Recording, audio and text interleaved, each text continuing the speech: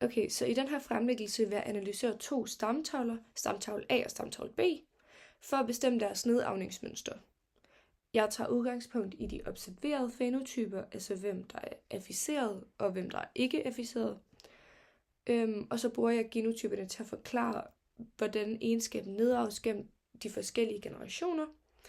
Og så tester jeg de forskellige arvegange, som f.eks. dominant eller autosomal dominant, autosomal recessiv eller kønsbundet nedarvning. Og så bruger jeg det til at argumentere for, hvilken model, der passer bedst til hver stamtavle. Jeg starter med stamtavle A. Her kan jeg se, det både er mænd og kvinder, der bliver afficeret, og jeg kan se, at den afficerede fænotyp går igen i alle generationer, og derfor tyder det på, at det er en dominant nedarvning. Den kan ikke være Y-bundet, da der er kvinder, der bliver afficeret, og den kan ikke være X-bundet recessiv, hvis kvindegeneration 1 havde genotypen X opløftet lille a, X opløftet lille a, vil alle hendes sønner blive X opløftet lille a, Y, og dermed afficeret, hvilket ikke passer i vores stamtræ. Den passer heller ikke med X-bundet dominant, fordi en afficeret mand vil så have genotypen X opløftet stort A, Y, og vil så give egenskaben videre til sine døtre, hvilket ikke passer i forhold til vores stamtræ. Den kan heller ikke være autosomal recessiv, fordi at egenskaben så vil kunne springe generationer over, hvilket den ikke gør. Så derfor så har jeg konkluderet, at det må være autosomal dominant nedarvning. Så jeg bruger stort A for dominant allel og lille a for recessiv allel.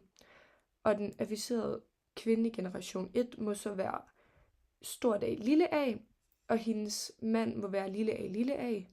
Og derfor bliver hendes børn lille a for ikke afficeret, stort A lille a for afficeret, og det passer i forhold til stamtræet.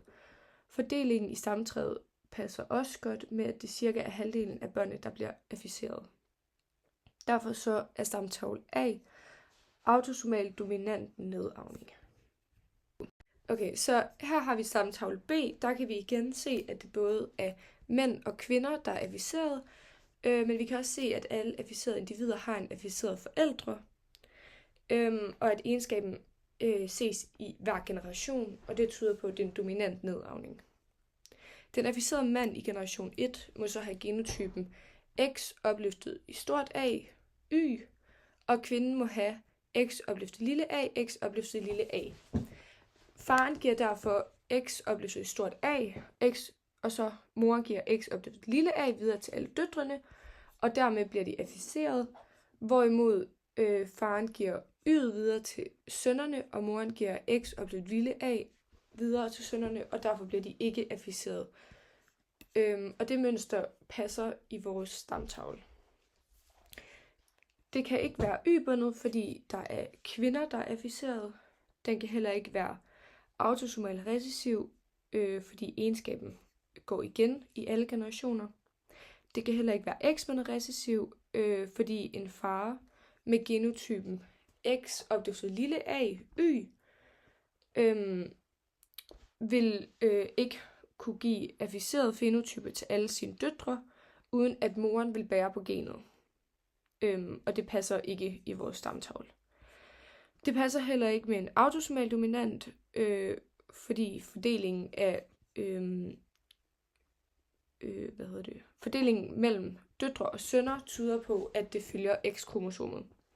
Derfor så kan jeg ligesom konkludere, at stamtavle B må være X-bundet dominant nedarvning. Okay, så samlet set viser stamtavle A en autosomal dominant nedarvning, fordi den afficerede fænotyp ses i hver generation og forekommer både hos mænd og hos kvinder uden tydeligt sådan kønsmønster. Alle afficerede individer har mindst én afficeret forældre, hvilket passer med, at det er en dominant nedarvning på et autosom. Stamtavle B viser derimod X-bundet dominant nedarvning, fordi den afficerede far giver egenskaben videre til alle sine døtre, men til ingen af sine sønner. Det viser, at nedarvning følger X-kromosomet. Ved at analysere individernes genotyper, kan man dermed forklare den observerede fænotyp i begge stamtræer og udelukke de øvrige arvegange.